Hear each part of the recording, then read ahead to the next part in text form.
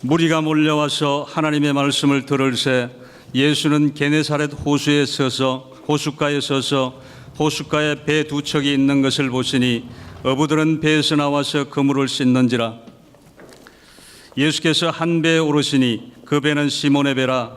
육지에서 조금 떼기를 청하시고 앉으사 배에서 무리를 가르치시더니 말씀을 마치시고 시몬에게 이르시되 깊은 데로 가서 그물을 내려 고기를 잡으라. 시몬이 대답하여 이르되 선생님, 우리들이 밤이 새도록 수고하였으되 잡은 것이 없지만은 말씀에 의지하여 내가 그물을 내리리이다 하고 그렇게 하니 고기를 잡은 것이 심히 많아 그물이 찢어지는지라.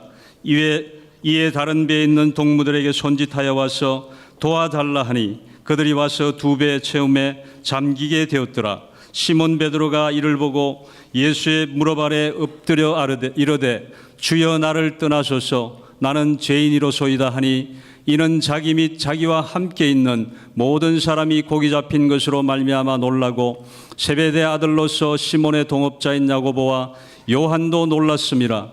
예수께서 시몬에게 이르시되 무서워하지 말라. 이제 후로는 내가 사람을 취하리라 하시니 그들이 배들을 육지에 대고 모든 것을 버려두고 예수를 따르니라. 아멘. 따라하겠습니다. 역전인생 반전인생. 역전인생 반전인생. 어느 날 사랑하는 장로님들에게 지나가는 사람이 물었습니다. 장로님, 신앙생활 왜 하세요? 어느 날 갑자기 권사님에게 질문했습니다. 예수 왜 믿으세요? 어떤 사람이 남자 다른 분에게 여쭤봤습니다. 교회 왜 다니세요?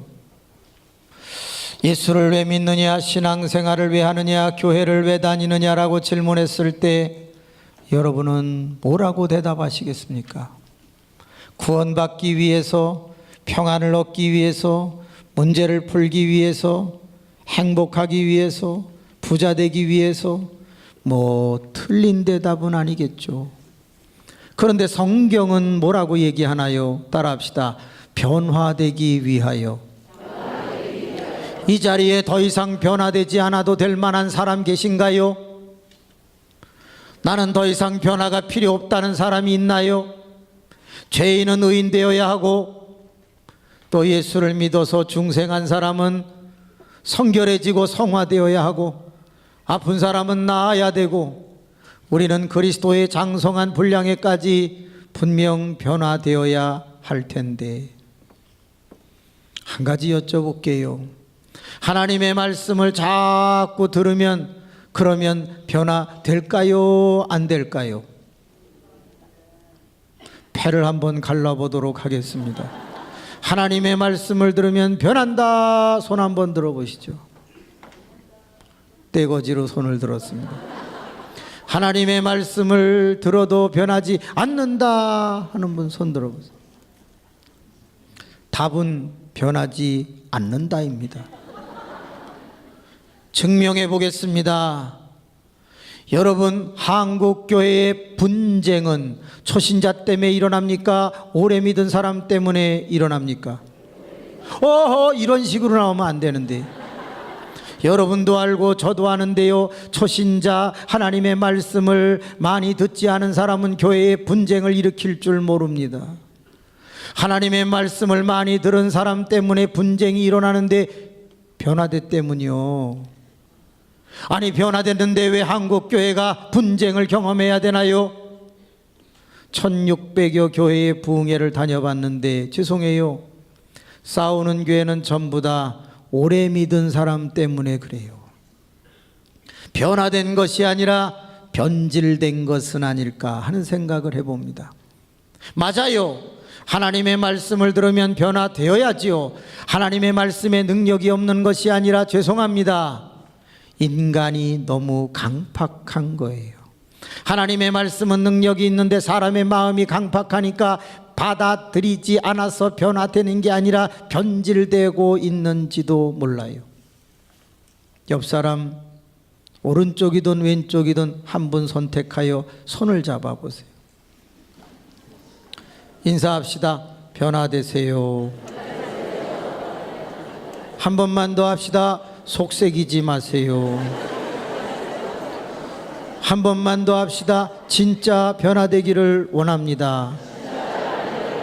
마지막입니다. 한 번만 더 합니다. 너나 잘하세요.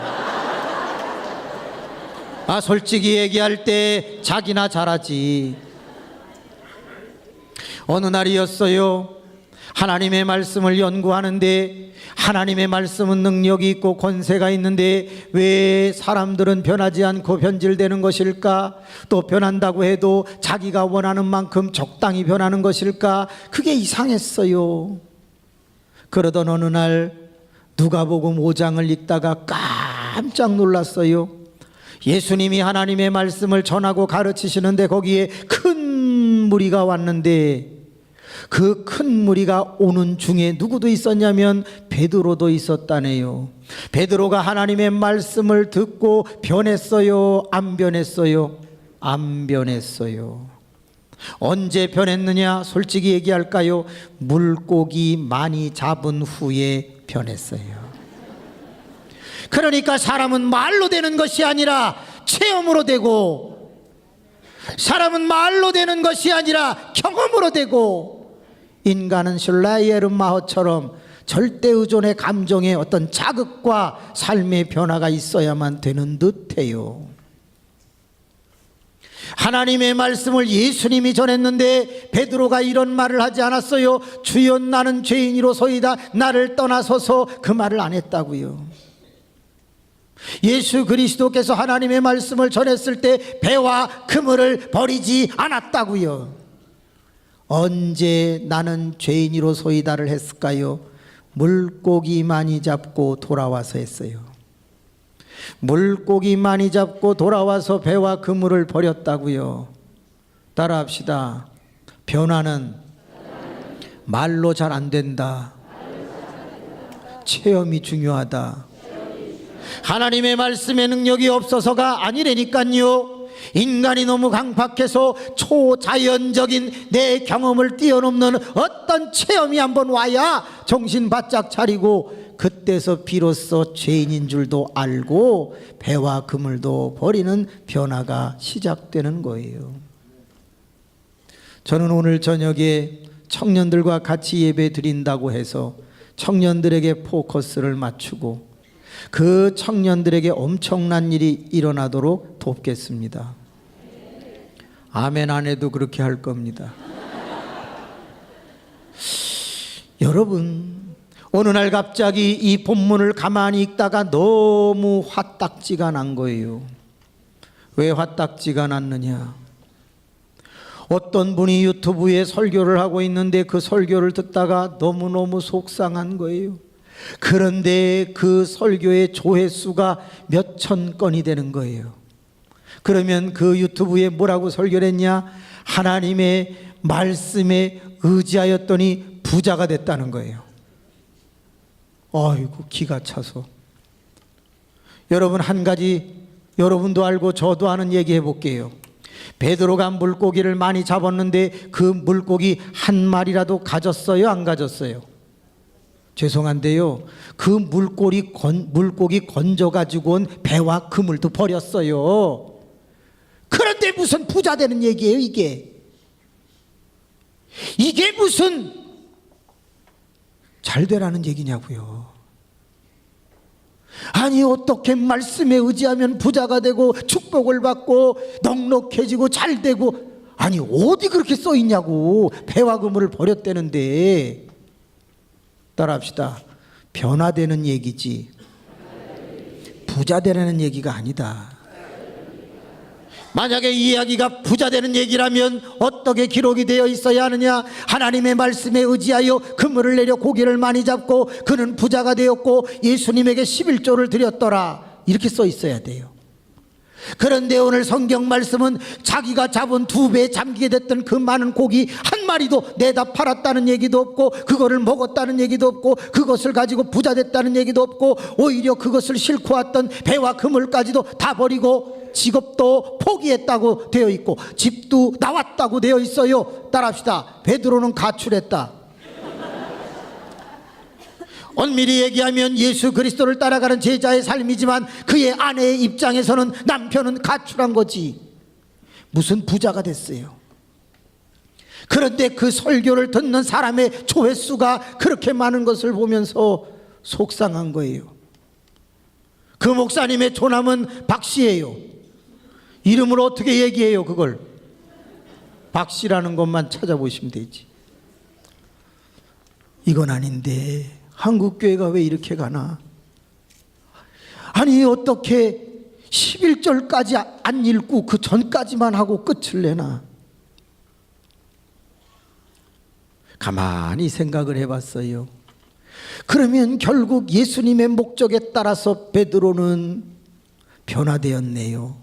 자기가 죄인인 것을 고백했을 뿐만이 아니라 배와 그물을 버리고 예수를 따랐으니 변화되었네요. 그러면 어떻게 변화가 되었을까? 그때의 놀라운 추적을 해보면서 4가지의 사실을 발견하게 됩니다.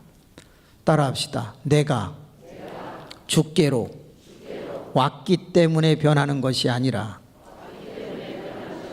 주님이 내게 올 때 변한다. 잘 생각해 보세요. 큰 무리들이 예수님 앞에 다 나아갔지. 그 큰 무리들이 죄인이라고 스스로 고백을 했나? 미안한데요, 몇 사람만 했어요. 베드로만 했어요. 그러면 큰 무리들이 예수님 앞에 나온 것은 무엇을 의미해요? 변화의 기회를 얻었던 것이지 변화된 것은 아니고, 큰 무리들이 나왔을 때 예수 그리스도가 찾아간 베드로가 바뀐 것이지. 그렇기 때문에 오늘 오후 예배에 이렇게 많은 분들이 예배 자리에 주님 앞에 찾아왔다 손치더라도 약속합니다. 여러분은 변하지 않습니다. 주님이 전하도 변하지 않는데 제가 전한다고 변한다고요? 그런 일은 없습니다. 죄송한데요, 여러분이 이 자리에 온 것은 변화의 기회를 얻었을 뿐이지 정작 성령님이 찾아가는 그 사람만 바뀝니다. 잘 생각해 보세요. 만약에 내가 올 때마다 내가 변했다면 지난주에도 변했겠네, 그 전주에도 변했겠네, 10년을 믿었으면 10년 동안 변했겠네, 20년을 믿었으면 20년 그동안 변했겠네. 따라합시다. 워킹 엔젤. 여러분은 걸어다니는 천사가 돼야 돼요. 옆 사람 한번 얼굴 보세요. 천사같이 생겼나? 만약에 옆 사람이 걸어다니는 천사같이 변화됐다면, 따라합시다. 그런 일은 없다. 아이, 오래 믿을수록 아는 거는 많은데 변화되지는 않아서 속색이는 사람이 얼마나 많은데요. 저희 재단에 장로님이 15분 계신데요, 죄송한데 저를 제일 힘들게 하는 분은요, 제일 많이 배우고 제일 오래 믿으신 분이에요. 할렐루야. 맞아요. 그분이 저보다 더 많이 배웠어요. 그분은 서울대 나왔어요. 저는 서울에 있는 대학을 나왔어요. 그분은 영어 동시 통역을 해요. 미안해요, 저는 한국어를 통역해요. 많이 차이가 있어요. 그분은 78년을 믿었어요. 죄송합니다, 저는 58년을 믿었어요. 58이에요. 말을 그분이 훨씬 잘해요. 저는 미국 도시의 이름을 몇 개 몰라요. 따라합시다. 시카고, 뉴욕, LA. 저 그거 몇 개 몰라요. 하나 안다. 루지아나. 그것도 안 해. 그런데 이분은 대화를 할 때마다 혀꼬부라진 소리로 동네 이름들을 뭐 시애틀 막 이런 것도 얘기해요. 되게 열받아요. 좋다 이거야. 근데 왜 속을 새기냐고. 왜 하나님의 나라를 확장하는데 자꾸 브레이크를 거냐고. 당연히 해야 될 것을 왜 하지 못하게 하냐고. 제가 볼 때는요, 그분은 많이 변화돼야 돼요. 바꿔 말할까요? 차라리 옛날에 안 변했을 때가 더 나은 것 같아요. 지금은 이상해요. 그리고 하늘비전교회는 조심해야 돼요. 왜? 지난번에 와서 했을 때 그걸 유튜브에 다 올려놔가지고 우리 교인 한 명 떠났어요. 목사님이 바깥에 나가서 내 얘기했다고 떠났단 말이야. 떠나가지고 일로 와 있는지도 모르지. 제가 농담하는 것 같아요. 일어나 봐요, 우리 교인. 저기 와 있단 말이에요. 어떻게 우리 교회에서 떠나서 일로 와 있을 수가 있냐. 아무리 제가 끝이 없지 김씨니까 5 끝인 교회로 올 수가 있냐고. 사랑하는 교우 여러분, 안 변해요. 안 변해요. 그런데 변할 수 있는 길이 있다면 방법은 없어요. 이번 성회 때 체험하면 변해요. 제가 가만히 돌아보니까 언제 목사 되기로 작정했는가, 하늘산에 가서 은혜 받았고 방언 체험했을 때 그때 확 뒤집어졌어요. 청년 때 은행을 다니다가 신학대학으로 바꿀 때 그때도 은혜 허벌나게 받았을 때 바뀌었어요. 저는 이번에 수요일 저녁까지 그동안도 많이 체험해 오셨지만 다시 한번 초자연적인 체험이 여러분에게 일어나기를 바라며, 사랑하는 청년들에게는 내일 안 올 거니까 오늘 일어나기를 원합니다. 거의 청년들은 바빠요. 그래서 오늘 2시에 아주 결단을 내야 돼요. 제가 어떻게 하든지 우리 사랑하는 젊은이들에게 오늘 2시에서 4시 사이에 주님을 만나는 체험을 하게 함으로써 그들의 인생이 베드로보다 10배나 찬란하게 되기를 기대합니다. 내가 날마다 주의 전에 오는 것은 꼭 기억하세요. 변화의 기회, 즉 예수님을 만날 기회를 얻는 것뿐이지, 주님이 내게 오시는 날 그때 내가 변한다는 걸 잊지 마세요. 성령님이 내게 찾아오는 그날 변한다는 걸 잊지 마세요. 오늘도 대부분이 그냥 돌아가실 줄로 믿습니다. 진짜예요. 안 변해요. 그러면 퀴즈를 내겠습니다. 맞히시는 분에게는 제가 장학금을 드리도록 하겠습니다. 얼마냐고는 묻지 마세요. 서로 시험 드니까. 자, 이상한 대목이 있는데 그 큰 무리들 가운데 베드로보다 잘난 사람, 많이 배운 사람, 뛰어난 사람, 멋있는 사람, 강한 사람, 순종하는 사람, 별 사람 다 있을 텐데, 그런데 왜 예수님은 베드로에게 찾아가서 그를 변화시켰을까? 바꿔 말하면 왜 베드로에게 가셨을까요? 젊은이가 맞히면 더 좋고요. 아니, 그 많은 사람들 중에 베드로보다 잘난 사람이 그렇게 많고 성경을 많이 아는 율법사도 있었을 것이고 관원도 있었을 것이고 바리새인도 사두개인도 서기관도 다 있었을 텐데, 성품 좋은 사람들도 많았을 텐데, 이 다혈질적인 베드로에게 주님이 가신 이유는 무엇일까요? 순종. 하나님, 이상한 소리 하지 않게 하여 주옵소서. 50점. 네? 변화가 필요한 사람이라서 다 변화가 필요해요. 네. 하나님, 저를 속삭이지 않게 하여 주옵소서. 그런데 60점, 거의 반 정도는 맞힌 것 같아. 자, 제일 쌍스러워서 하나님, 이단 같은 소리 하지 않게 하여 주옵소서. 그건 너무했어. 30점. 왜 예수님은 똑똑하신 분인데, 사람의 마음을 아시는 분인데 그 많은 사람들 중에서 베드로에게 갔을까요? 네, 택한 자라서. 하나님, 너무 보수적으로 얘기하지 않게 하여 주옵소서. 신학적으로는 맞았으나 하나님, 현실적으로는 헷갈리오니 정신 차리게 하여 주옵소서. 자, 왜 베드로에게 갔을까요? 예? 바다를 알아서. 하나님, 엄청난 아줌마가 나타났습니다. 아닙니다. 한 분만 더 받겠습니다. 야, 나왔어요. 야, 역시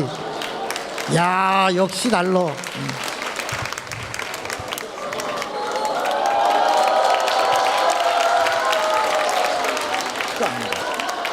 박수! 네, 빨간색을 줬습니다. 네, 빨간색은 2 종류입니다. 신사임동도 있고 5,000원짜리도 있고 5,000원짜리를 받았습니다. 여러분 따라합시다. 변화의 가능성이 있기 때문에. 다른 사람은 분명 베드로보다 잘났지만 내가 가까이 갔을 때, 내가 가르쳐 줄 때, 내가 기적을 베풀 때 베드로는 변화의 가능성이 엿보였던 거지. 오늘 이 오후에 하나님의 말씀을 듣는 여러분은 공감이 되고 좋은 말씀이야, 은혜 받았어, 거기까지는 하실 수 있어요. 그러나 내일 아침에 전혀 달라지는 사람으로 바뀌는 것은 성령이 변화의 가능성이 엿보인 그 사람을 찾아갈 때 그 사람이 바뀔 줄로 저는 믿어요. 제가 날마다 수백 명 앞에서 설교를 해봅니다. 그런데 그저 나갈 때 목사님 오늘 너무 은혜 받았습니다, 할렐루야. 그리고 나가서 아이씨 누가 여기다 차 댔어 그러면서 완전히 혈기 부리는 사람이 있어요. 저희는 주차장이 작은 관계로 한 차를 쭉 대면 막 겹이 막 되거든요. 그러니까 맨 안쪽에 거 빼려면은 정말 시간이 많이 걸려요. 그런데 나가자마자 그냥 확 신경질을 부리고 2867 막 이래요. 아니 저보고 은혜 받았다고 허지를 말지. 많은 사람들은 자기가 감동받은 감정적 변화를 변화라고 생각해요. 그렇지 않아요. 감정이 달라진 것은 이해하지만 그것이 내 삶을 바꾼 것은 아니고 내 인격을 바꿔놓은 것도 아니에요. 따라서 날마다 모여서 우리가 해야 할 것 중에 하나는 내 안의 변화의 가능성이 주 앞에 읽혀져야 될 줄로 믿습니다. 따라합시다. 주님이 찾아오신다면 나는 영접하리라. 그러나 예수님이 찾아오셨다고 다 바뀐 것은 아니고 예수님께서 베드로에게 두 번째 하신 일이 있으니 따라합시다. 권면하셨다. 베드로에게 변화의 가능성이 엿보여서 그에게 다가가셨네요. 그리고 느닷없이 첫 번째 권면을 하는데 어이 배를 좀 띄지. 딱 이렇게 얘기했어요. 따라합시다. 어이 배를 좀 띄지. 시작. 배가 두 척이 있는데 할필이면 왜 베드로의 배인가?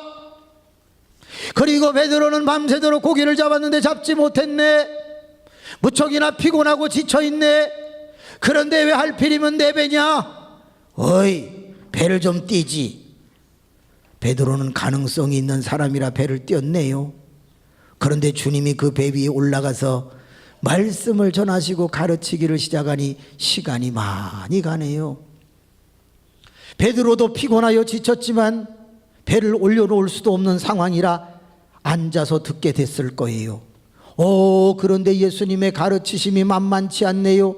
들어보니까 꽤 권세가 있네요. 그래서 피곤도 잊어버리고 혹 빠졌네요. 드디어 가르침이 끝났네요. 이제는 배를 올려놓고 들어가서 쉬어야지. 그런 생각은 했을지 몰라도 나는 죄인이로소이다. 이 말을 하지 않던 베드로에게 주님은 느닷없이 변화를 주기 위하여 두 번째 권면을 하시니 어이 깊은 데로 가서 그물을 내려 고기를 잡지. 이렇게 말을 하신 거예요. 다 같이 어이 깊은 데로 가서 그물을 내려 고기를 잡지. 시작. 헷갈려요? 깊은 데로 가서 그물을 내려 고기를 잡으라고 하는 이 말을 딱 들었을 때 몇 가지가 문제가 되는 거예요. 첫째, 깊은 데가 걸리는 거예요. 베드로의 그물은 큰 그물이 아니에요. 투망과 같이 던져봐야 조금 퍼지는 것일 텐데 그것은 깊은 데로 가서 던져봐야 바닥에 그물이 닿지도 않아요. 그래서 해변가의 얕은 곳에서 주로 던지는 것이 타당하다 그 말이에요. 그리고 밤이 맞도록 고기를 잡았다는 것은 고기 잡을 만한 시기였기 때문에 그때 애를 썼을 거예요. 이제는 다 지나가고 새날이 되었는데 지금 가서 고기를 또 잡는 거는 육체도 피곤하고 자기의 연륜과 경륜과 스펙으로 봐도 맞지 않는 거예요. 여러분 예수님의 직업이 뭐예요? 목수. 베드로의 직업이 뭐예요? 누가 더 고기 잡는 거 잘 알아요? 그럼요, 베드로가 더 잘 알지요.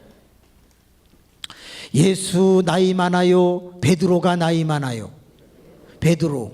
왜? 베드로는 장모가 열병으로 앓을 때 주님을 데리고 가서 낫게 했다는 걸로 봐 결혼한 사람. 예수님은 미혼. 그걸로 봐서는 베드로가 나이가 많은 게 분명해요. 그럼 나이도 적은 것이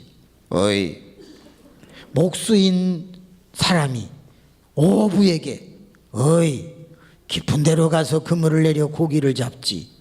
열 받아요, 안 받아요? 열 받죠. 나 지금 피곤한데 잘 알지도 못하면서 나에게 오다를 내린다? 이건 말이 안 돼요. 그러나 슬쩍 돌아보니까 자기 주변에 큰 무리들이 있는데 이분은 선지자고 가르치는 것이 권세가 있으니 내가 말을 안 들으면 분위기가 묘해질 것 같아. 그래서 그는 깊은 데로 갔겠지. 자, 퀴즈 맞히면 이 형제가 가져갔던 걸 가져갈 수 있습니다. 할렐루야. 자네는 기도하세요. 주여 못 맞히게 도와주옵소서. 그러면 뭐 제가 계속 꺼내면 저는 어떻게 되겠어요? 자, 깊은 데는 어디일까요?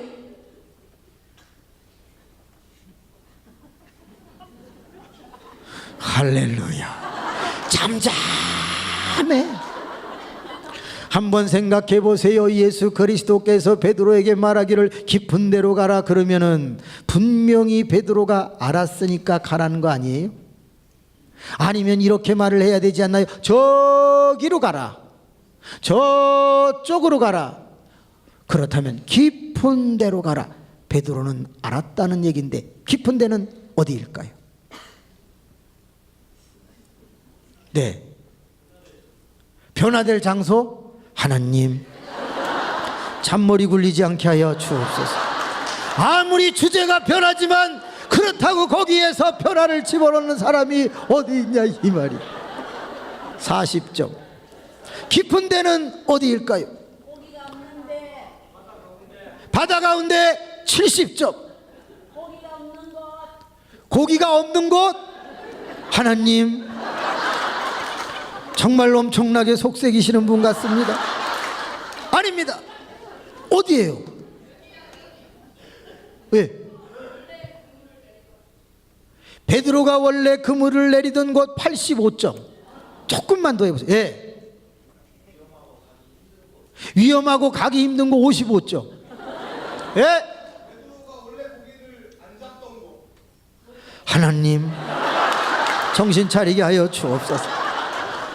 아닙니다. 이 자매가 지금 제일 비슷하게 얘기했는데 예수님은 아무 데나 가라고 하지 않았어요. 깊은 데로 가라고 그랬어요. 힌트 드릴게요. 예수님은 그 갈릴리 바다 평방 21km 되는 그 엄청난 바다, 그것이 호순대 바다라고 한 이유는 너무 커서. 그러면 그 가장 깊은 데를 창조주이신 예수님은 알아요, 몰라요? 알지. 그러면 베드로는 알아요, 몰라요?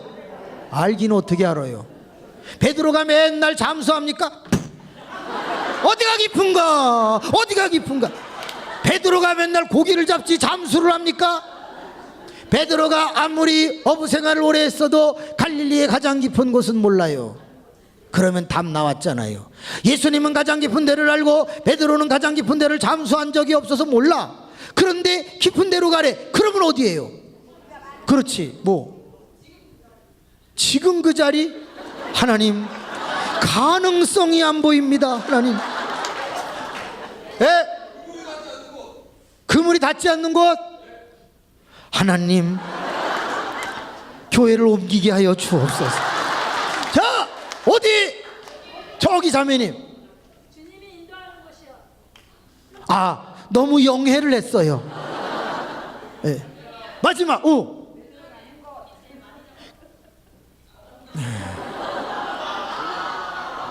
거의 맞을 뻔했는데 물고기를 많이 잡았던 곳이 아니라 그 전에 가장 경험상 깊었다고 하는 곳이라고 해야지. 몰라요, 맞아요. 나오세요, 나오세요. 저쪽에서 받아갔어요. 아유, 받아갔어요, 받아갔어요. 말랑 드리도록 하여라.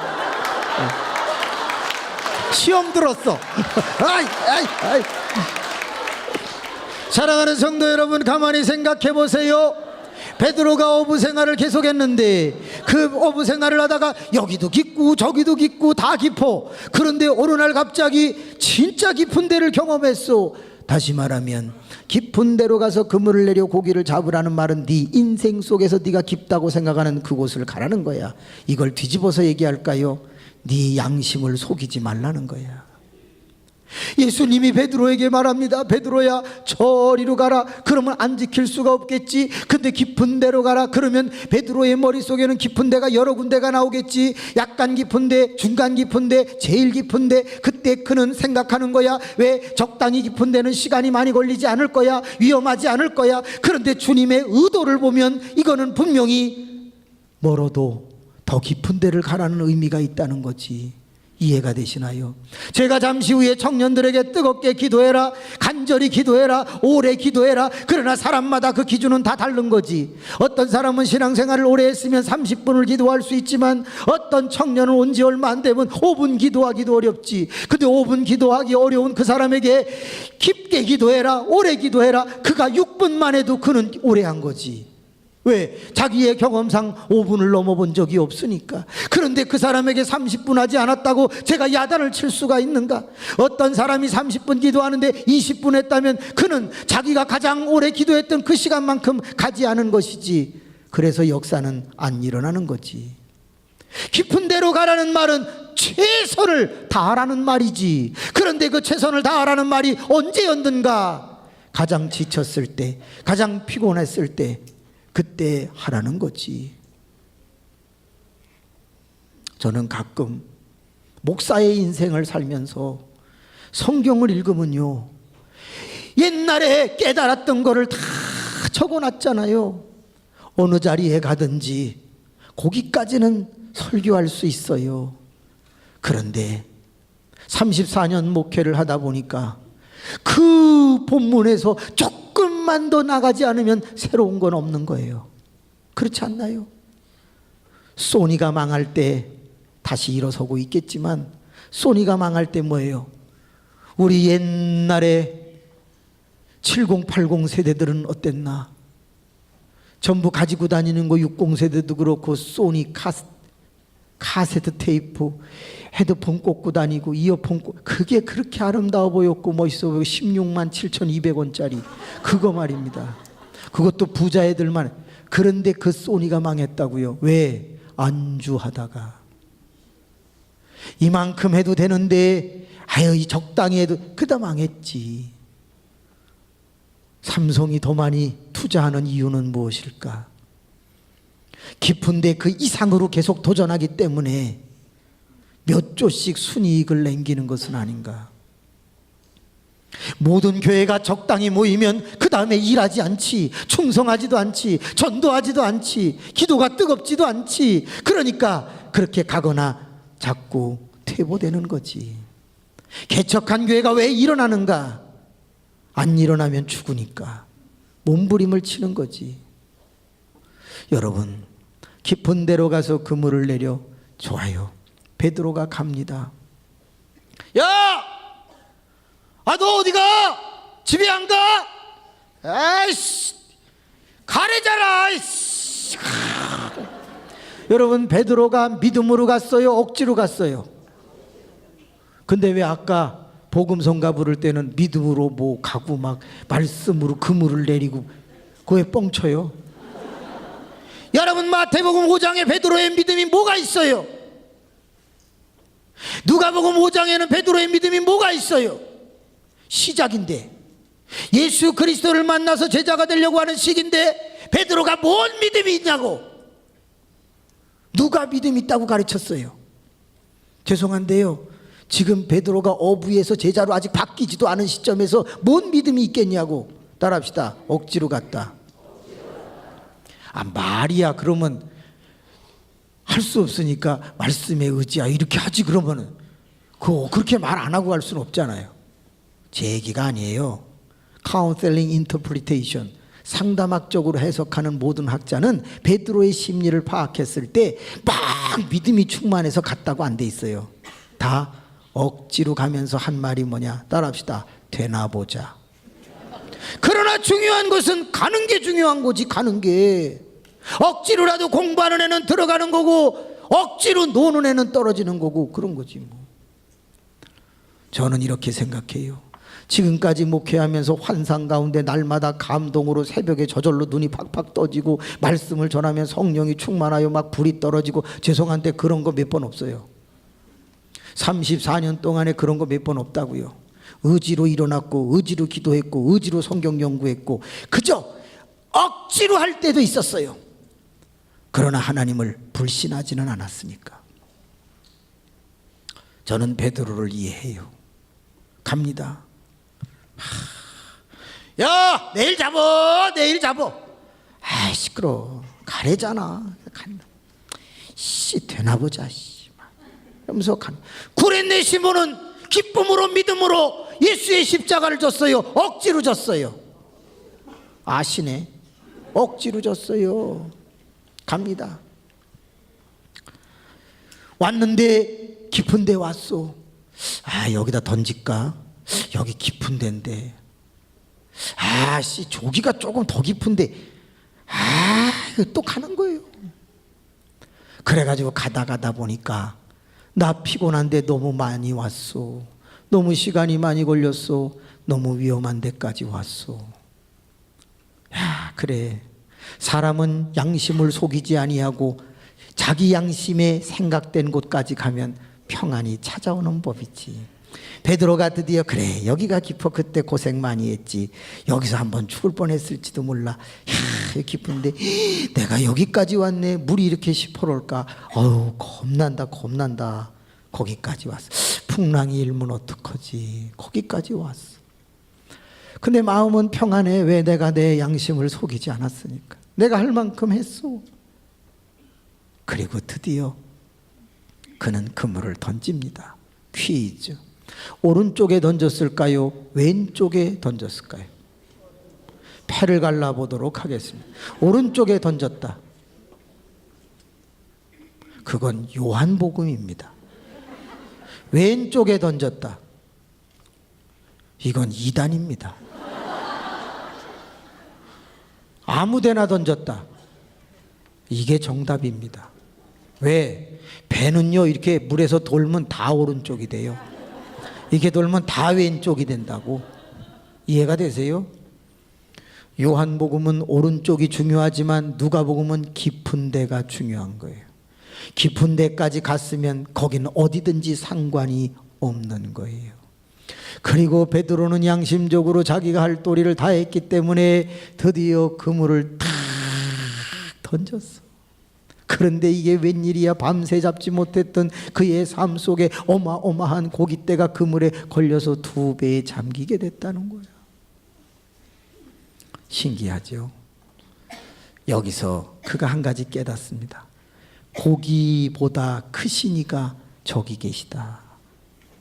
내 연륜보다 경험보다 크신 이가 저기 계시다. 사람은 체험할 때 바뀌는 거예요. 내가 별 볼 일 없다는 걸 느낄 땐, 내가 극히 작은 존재라는 걸 깨닫게 될 때, 그때 자기가 죄인인 것도 알게 되는 거겠지. 드디어 베드로는 친구 동물을 부릅니다. 아, 허벌라 동물을 불렀어. 이쪽 두 칸만 한번 해보겠습니다. 아, 허벌라 시작. 좀 이상한데. 이쪽은 장로님들도 많이 계시니까 이쪽 한번 해보겠습니다. 아, 허벌라 시작. 다르잖아. 이렇게 가능성이 안 보여가지고 되겠어요? 한번 기회를 더 드리도록 하겠습니다. 아, 허벌라 시작.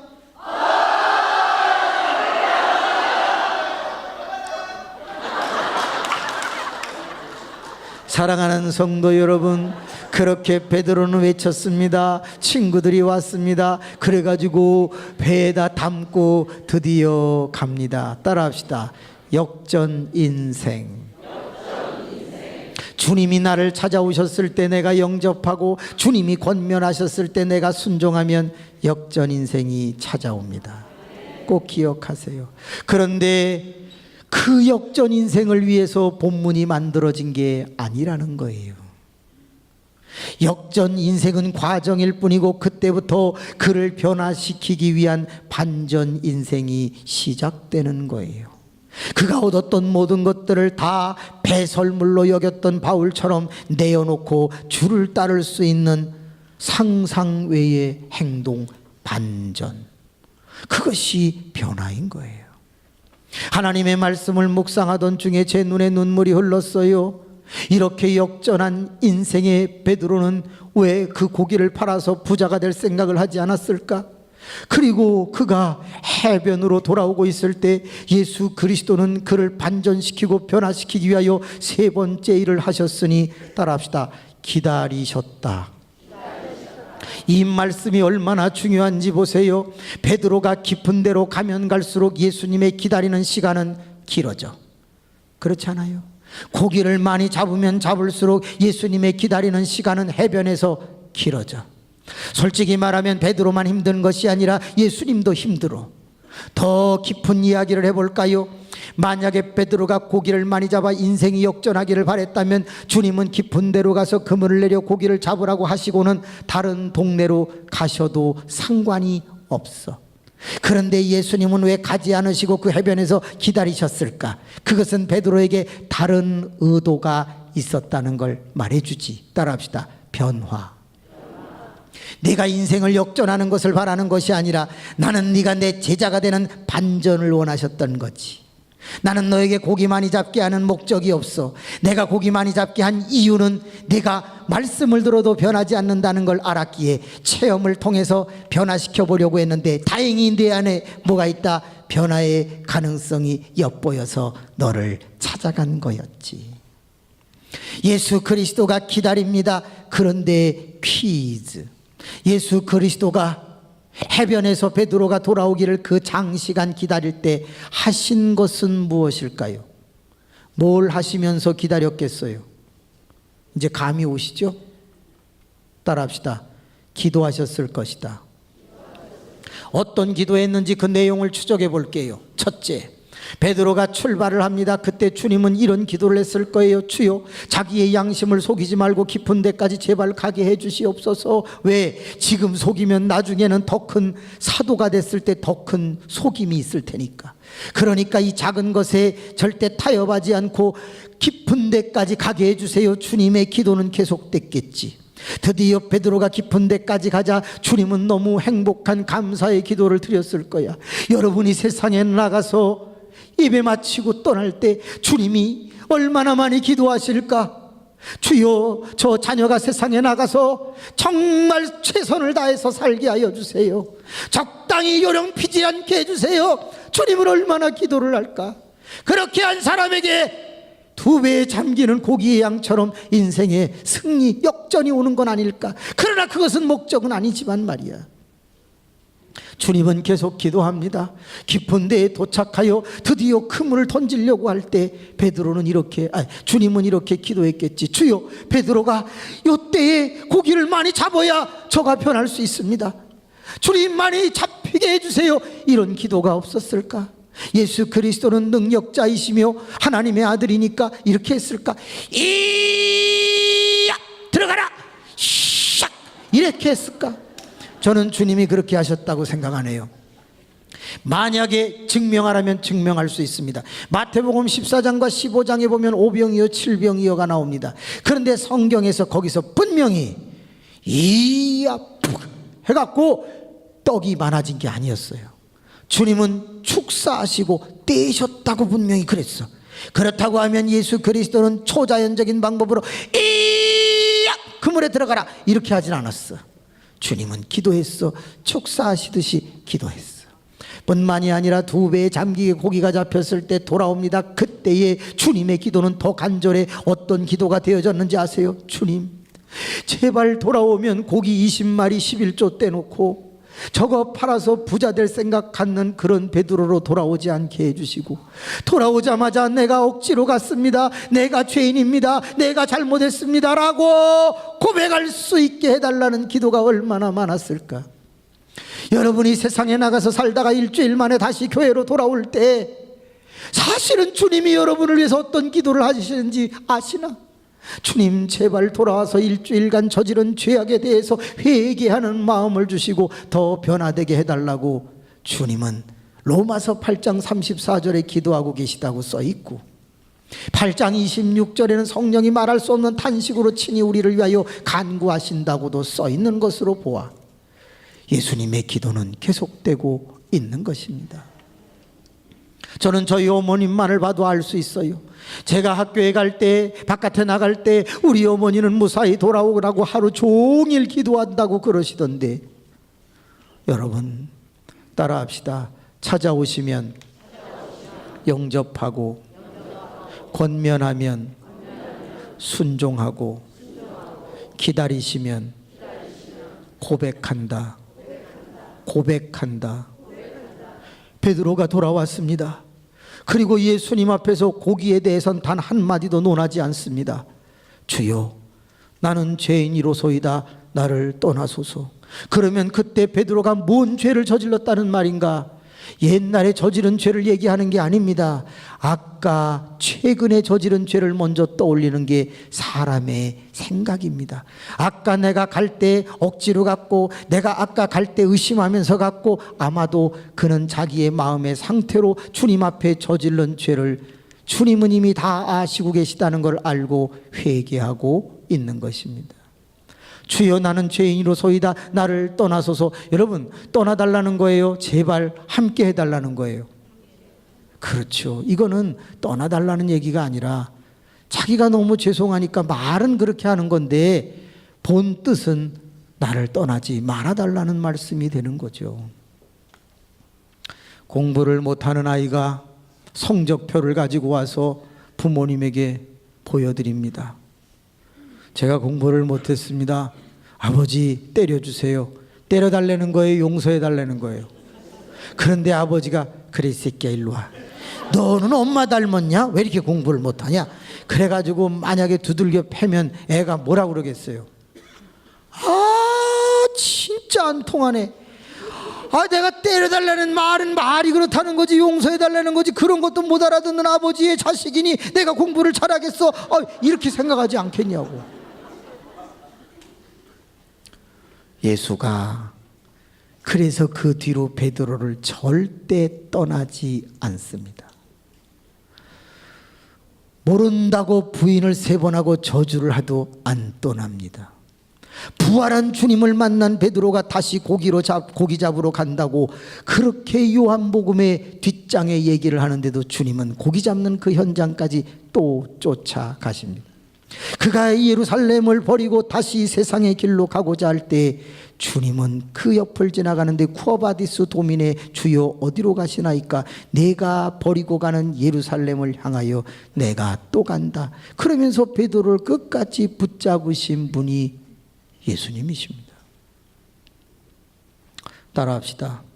주님이 함께 하시면 베드로는 사역한다. 4가지를 다 말씀드렸습니다. 따라합시다. 찾아오심, 권면하심, 기다리심, 함께하심. 계속합니다. 찾아오시면 영접하리라. 권면하시면 순종하리라. 기다리시면 고백하리라. 함께하시면 사역하리라. 그렇게 사역한 그의 인생 속에 반전 인생 시작된 것이에요. 한 교회에 안수 집사님이 계셨어요. 그런데 안수 집사님이니 서리 집사님과 하고 다르게는 믿음이 참 좋으셨죠. 그분은 열심히 충성을 했어요. 예배란 예배는 다 나오고 자기가 버는 모든 것의 상당수를 성가대 회식, 교회 학교 선생님에게 회식, 그리고 열심히 충성을 했어요. 사람들은 말했지요. 야, 저 안수 집사님은 정말 대단해. 저렇게 바쁠 텐데, 야, 그 안수 집사님은 승진도 잘했어요. 그래서 많은 사람들이 잘 믿으니까 잘 된다고 칭찬을 했네요. 그는 젊은 나이에 급속도로 승진을 해서 중역이 되었어요. 벌이도 많았어요. 11조도 늘어났어요. 그러던 어느 날 IMF가 왔고 그는 직장에서 본의 아니게 해고를 당하게 됩니다. 그러자 목사님은 아니 이렇게 충성하는 분이 해고를 당하다니, 이렇게 열심히 일하는 사람이 해고를 당하다니 하면서 안타까워했지만, 안수 집사님은 목사님에게 막 밝은 표정으로 웃으며 이렇게 말씀을 합니다. 목사님, 저 잘린 게 너무 감사해요. 예? 제가 그동안 너무 잘 나가서 바쁘다 하고 교회 일을 못했는데 이렇게 잘리니까 매일 교회 나와서 주의 일할 수 있으니 이게 얼마나 감사해요. 할렐루야. 어떻게 이렇게 말할 수가 있냐고. 그러면서 안수 집사님은 회사에 출근하는 그 시간대에 교회로 나와서 열심히 일을 하는데 전구도 갈고 또 청소도 하고 화장실도 고치고 그러면서 1년여 동안 계속 봉사를 합니다. 매일같이. 그러자 교인들은 말합니다. 야, 진짜 안수 집사님 믿음 좋아. 저렇게 믿어야 돼. 잘 나갈 때도 잘 믿지만 안 나갈 때, 못 나갈 때도 저렇게 충성하네. 진짜야 진짜야. 그러고 있던 1년이 다 돼가던 무렵 이 안수 집사님의 가슴에는 서서히 회의가 밀려오기 시작했어요. 아니, 내가 이렇게 충성하고 애를 쓰는데 진짜 하나님 나 안 도와주시는 거야? 내가 새벽에 기도하고 하루 종일 교회 봉사했는데 진짜 나에게 취직이 없는 거야? 이거 어떻게 된 거야? 그러면서 서서히 얼굴 표정이 굳어지기 시작을 합니다. 그래서 사람이 있을 때는 그저 하고 사람이 없을 때는 인상 팍 쓰고서 아 진짜 안 믿을 수도 없고 하나님 왜 이러시는 거야 진짜. 여러분 욥기서를 읽어보세요. 1장 2장은 욥이 찬양을 하지만 3장서부터 38장까지는 찬양의 내용보다 한탄의 내용이 대부분이에요. 원망은 안 했을지 모르지만 한탄하는 내용이 그렇게 많다고요. 이분도 서서히 회의에 빠져 한탄을 하고 있던 어느 날 전화가 딱 왔어요. 여보세요? 나야. 친구 웬일이야? 너 아직 취직 못했냐? 아직 못했어. 야, 니네 하나님이 안 도와주시냐? 난 마 하나님 안 믿고 예수님 안 믿어도 지금 계속 잘 나가 임마. 넌 믿는데 왜 이렇게 허당이냐? 니네 하나님 죽었냐? 야, 너 하나님한테 그런 말씀 하지 마. 하나님 살아계셔. 그래 농담했다. 야, 너 빨리 만나자. 왜? 내가 서류 하나 준비했어. 나가보니까 자기가 잘린 그 회사보다 더 큰 회사에 간부 사원을 모집한다라고 하는 신청서를 가지고 온 거예요. 그래서 이력서와 신청서를 써가지고서 그 회사에 갖다 내라는 거야. 야, 이거 내가 될까? 해봐 임마. 네 하나님 임마 그런 거 역사 안 하겠냐 임마. 그래서 써가지고서 갖다 냈습니다. 일주일 뒤에 합격 통지서가 날라왔습니다. 할렐루야. 너무너무 좋아가지고 목사님 저 드디어 지난번 회사보다 더 좋은 데 붙었어요. 그리고 가니까 목사님이 할렐루야. 내가 그렇게 될 줄 알았어요. 내가 새벽마다 목 빠지도록 기도했어요. 감사원금 드리세요. 할렐루야. 목사님이 그래. 목사님 당연히 감사원금 하죠. 염려하지 마세요. 그러고서 출근을 했어요. 회장, 사장, 전무, 상무, 부장, 간부들이 쫙 7, 8명이 있는데 가서 딱 서니까 잘 부탁합니다. 우리 회사에서 귀한 분을 채용해서 기쁩니다. 예, 회장님 열심히 하겠습니다. 상무, 예, 오늘 저녁에 우리 과장님 새로 간부로 오셨는데 회식합시다. 예, 준비하겠습니다. 이따 봅시다. 그리고 이제 헤어졌어.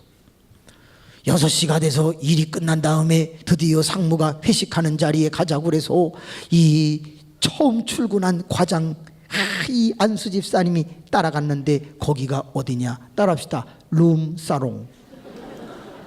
번역하겠습니다. 방술집. 거기에 딱 들어갔더니 회장, 사장, 전무, 상무, 부장, 간부들 쫙 있는데 어머나, 그 사이사이에 아가씨들이 다 앉아 있는 거야. 그리고 앞에 있는 음식을 보니까요, 따라합시다, 25 위스키가 있는 거야.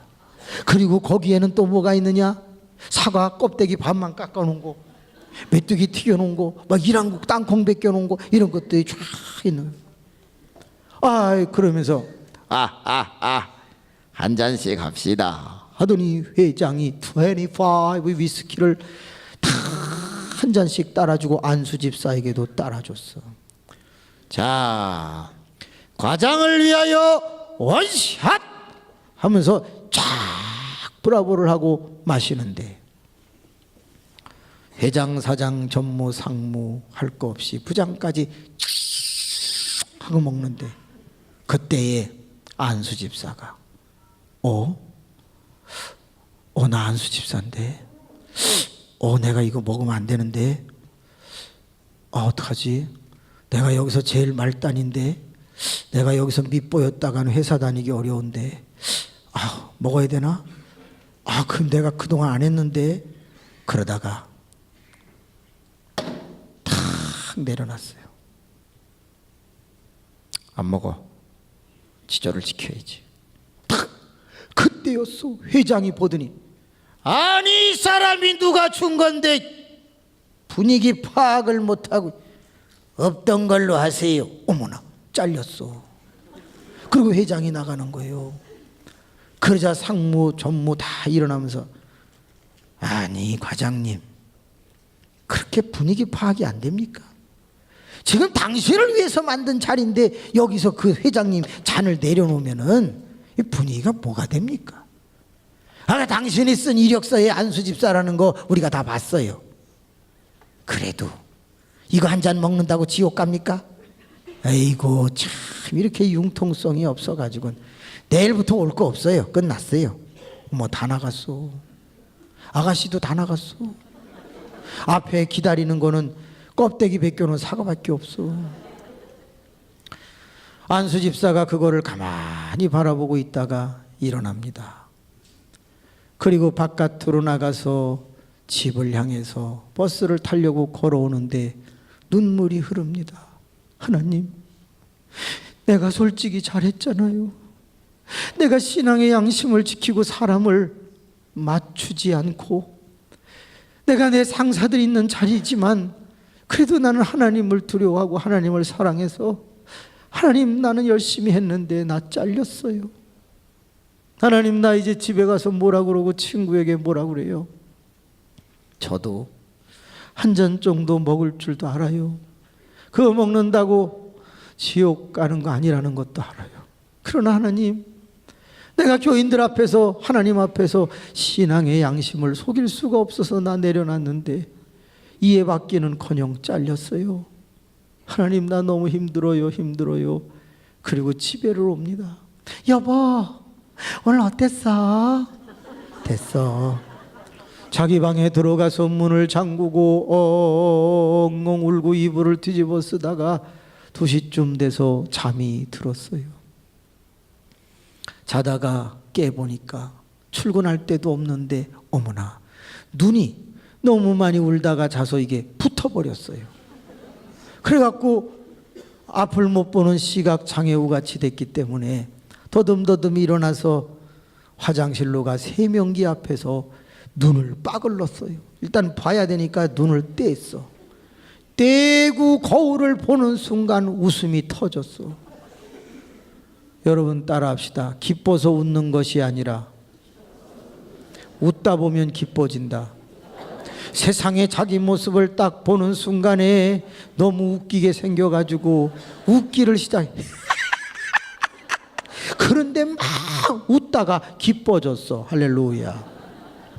웃는데 갑자기 그의 머릿속에 깨달음이 찾아왔는데, 그래, 내가 꼭 신앙의 절개를 지켰다고 그래서 더 좋은 열매, 더 좋은 축복을 받아야 된다는 얘기가 어디 있는가? 내가 신앙의 절개를 지킨 것 자체만으로도 축복이고 기특하지 않은가? 내가 그것만으로도 하나님 앞에 떳떳하지 아니한가? 내가 타협하지 않은 것만도 아름다운 것이 아닐까? 내가 꼭 그 회사에서 더 인정을 받는 거, 그런 거 아니라도 내가 신앙의 지조를 지킨 것만도 너는 기특해, 너는 착해, 너는 너무 멋있어. 그러면서 혼자 막 웃음이 터진 거예요. 여러분, 은혜는 깨닫는 데서부터 시작되는 거지, 조건이나 환경이 바뀌는 데서 꼭 시작되는 것은 아니다, 그 말. 드디어 교회로 출근을 하려고 그러는데 눈이 너무 부었어. 그래서 나이방 검은 선글라스를 하나 딱 꼈어. 그리고 교회를 갔습니다. 너무너무 기분이 좋아서 휘파람을 불면서 이제 일을 합니다. 다 같이 휘파람 시작. 휘파람을 막 불면서 화장실도 청소하고 이것저것 마당도 쓸고 그러면서 하는데 소문이 났어. 돌았어. 아유, 출근하더니 하루 만에 잘렸대. 그래갖고 지금 맛이 갔어. 저 선글라스 끼고 온 거 봐봐. 지금이 선글라스 낄 때야. 아이고, 어떡하면 좋아. 아니, 이 새벽 이 아침에 뭔 태양이 떴다고 저렇게 쓰고 왔어. 아이고, 너무 갔어. 맛이 가도 왕창 갔어. 그리고서 이제 화장실을 막 닦고 있는데 목사님이 들어오시다가 주여 제정신 돌아오게 하여 주옵소서. 목사님도 나가시면서 안수 집사님 등을 툭툭 치면서 곧 나올 거이, 곧 나올 거이. 할렐루야. 그러고 나가. 그때 이 안수 집사님이 속으로 나 돈 거 아니에요. 나 은혜가 너무 감사해서 내가 기특해서 깨달아서 기쁜 거예요. 남이 안 알아주면 어떡하나, 상관없어, 나는 일하리라. 그러는데 목요일 날 전화가 왔어. 딱 받으니까 나 회장이에요. 잠깐 오세요. 회장님, 저 잘렸습니다. 알아요. 오세요. 잠바에 선글라스 끼고 갔어요. 들어가니까 회장, 사장, 부사장, 전무, 산무 뭐 쫙 부장 쫙 있는 거예요. 그런데 회장님이 벌떡 일어나더니 과장님, 나 장로예요. 할렐루야. 네, 장로요? 아, 사장님이 일어나더니 나도 장로예요. 부사장도 나도 장로예요. 전무도 나도 장로예요. 상무도 나도 장로예요. 어머, 다 장로야. 그러자 안수 집사님, 아니 장로님들이 원샷 말이 돼요? 이제 안수 집사님이 기선을 잡은 거지. 그때 상무가 그 노여움을 푸세요. 우리는 다 술 못해요. 예? 아, 이번에 경력사원 뽑는 게 경리예요, 경리. 돈을 만진다고 재무예요, 재무. 근데요, 근데 믿을 만한 사람, 속이지 않는 사람을 우리가 얻어야 되는데 이력서를 보니까 미안해요, 안수 집사님 이력이 제일 약해요. 네? 그런데 우리가 뭘 봤냐? 그 이력서에 기독교의 안수 집사를 당당하게 써놓은 사람이 당신밖에 없어요. 그래서 우리 다 7명이 모여갖고 이 사람을 한번 채용해보면 어떻겠냐. 그래서 당신을 뽑은 거예요. 근데 뽑아놓고 난 다음에 진짜인지 가짜인지 가릴 방법이 뭐 없겠냐, 아이디어를 내라고 그랬더니 룸사롱을 가서 한번 먹어보면 일단 다 우리가 먹으면, 같이 먹으면 이거는 좀 가짜고 혼자만 딱 내려놓으면 이건 진짜일 것 같다. 그 누군가가 아이디어를 거지 같은 걸 내가지고 우리가 글로 간 거예요. 그리고 회장님이 따르면 아마도 권위가 있는 거니까 말을 듣겠지 해서 회장님이 따르시고 우리는 못 먹는데 원샷하고 머리 돌아가지고 아주 죽는 줄 알았어요. 그런데 당신이 딱 내려놓는 걸 보고 우리가 나가면서 진짜야 진짜, 진짜라고 그러고 나갔어요. 그런데 더 재밌는 게 뭔지 아세요? 당신이 다니는 교회에 우리 회사 다니는 직원이 6명이 있어요. 당신이 잘린 다음부터 어떻게 행동하는지가 저 사람의 진짜 성품이고 믿음일 것이다. 6명에게 보고하라고 했더니 당신 돌았다고 소문났더만. 선글라스를 끼고 휘파람을 불면서 일을 해서 돌았다고 다 그렇게 소문이 들어오는데 우리는 돌았다고 생각하지 않았어요. 확인하고 싶었지요. 당신이 이렇게 신앙을 지키는 사람인 걸 보고 우리는 감격해야 합니다. 여러분, 잠깐 어렵다가 회사에 취직됐다고 그때부터 내 인생이 역전한 것인 양 세상과 타협하고 알량한 것 지키기 위해서 곁길로 간다. 그게 뭐예요? 그러나 그럼에도 불구하고 나는 아닌 것은 아니다라고 그가 오히려 신앙의 절개를 지킬 때 회장은 다시 불러 그 사람을 인정하고 바로 부장으로 승진을 시키며 연봉 8,800 실화입니다. 여러분, 베드로가 안 됐습니까? 그 많은 고기 내려놓고 배와 그물을 포기하고 예수님을 따랐는데 베드로는 안 됐습니까? 아이고, 여러분 사도행전을 읽어보세요. 베드로는 예루살렘 교회의 최고의 거성 영적 지도자가 되었어요. 베드로가 복음을 전하다가 감옥에 갇히면 천사가 동원돼 가지고 감옥문을 열었다고요. 오히려 베드로의 이름은 2000년 동안 이름을 날렸으니 그가 만약에 고기 많이 잡은 거 가지고 팔아 부자가 됐다면 그의 역전 인생은 오히려 초라하지 않았겠어요. 그러나 그의 역전은 반전으로 이어지며 변화의 삶을 살았으니 그는 오늘도 우리가 그의 이름을 부르며 그 베드로 전후서를 읽으며 우리는 살아가고 있는 것이 아닐까. 여러분, 이 나라 대통령 14~15명 중에 기독교의 신앙을 가진 장로님으로 비롯하여 교회 다니는 분들이 여럿 있었어요. 그런데 그분들에게 아쉬운 건 뭘까요? 인생의 역전, 감옥에 들어갔다가 나와서 민주화한다고 하면서 전부 대통령까지 오르는 역전은 했는데 미안합니다. 왜 그때는 정의를 위해서 싸우지 못했을까? 만약에 그분들이 그 역전을 다 부귀영화를 내려놓고 이 민족을 위하여 바른 정신적 지도자가 되기 위하여 반전 인생을 신앙적으로 살았다면 기독교는 1200에서 750만 명으로 줄지 않았을 거예요. 오죽 소문이 나빴으면 모 대통령이 있을 때는 오히려 기독교를 탄압하는 문화로 인하여 더 어려워졌다는 소문까지 돌까. 지금 우리의 문제는 역전이 아니라 반전의 문제예요. 다시 말하면 변화되는 게 문제라고요. 너무 많은 기독교인들이 변화보다는 축복, 그저 반전보다는 역전에 목을 걸고 있으니 이 나라의 미래가 어찌 될까 안쓰러운 거예요. 결론, 식당회를 갔습니다. 세상에, 식당에 그룹별로 앉아 있는 곳은 다 기도하고 먹는다는 사실을 아시나요? 식당의 40~50%를 장악하고 있는 것이 기독교인의 회식이라는 걸 아시나요? 그리고 그 자리에는 목사님이나 장로님이나 권사님이나 누군가가 대표 기도하고 식사를 합니다. 그렇게 역전한 인생들이 많다면 이제 문제는 그들이 잠시 후에 밥을 먹으면서 어떤 대화를 나누며 어떻게 서빙하는 사람을 인격적으로 대하느냐가 반전의 모습일 수도 있어요. 세상에, 기도할 때는 축복 기도해 놓고서 아줌마를 부르는데 아줌마! 국 식었잖아! 기도를 하지를 말지. 죄송한데 저는 너무너무 가슴이 아픈 거예요.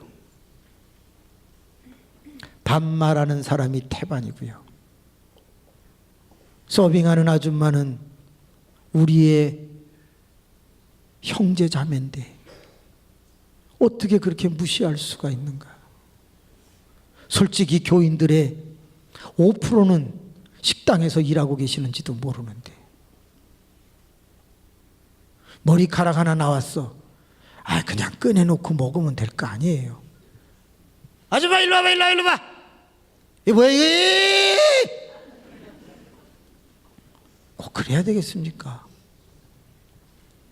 저는 먹다가 파리가 나온 적도 있습니다. 주여 육수를 주시옵니다. 미안합니다. 바퀴벌레 나온 적도 있습니다. 김치찌개에서.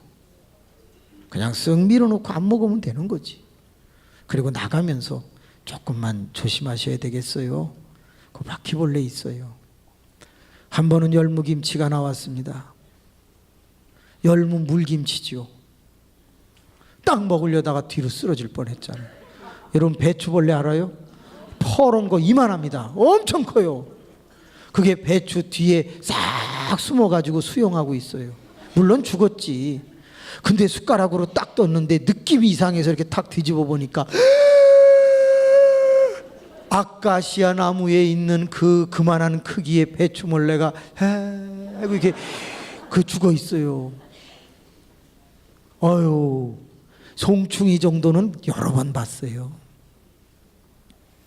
우리의 변화는 무엇입니까?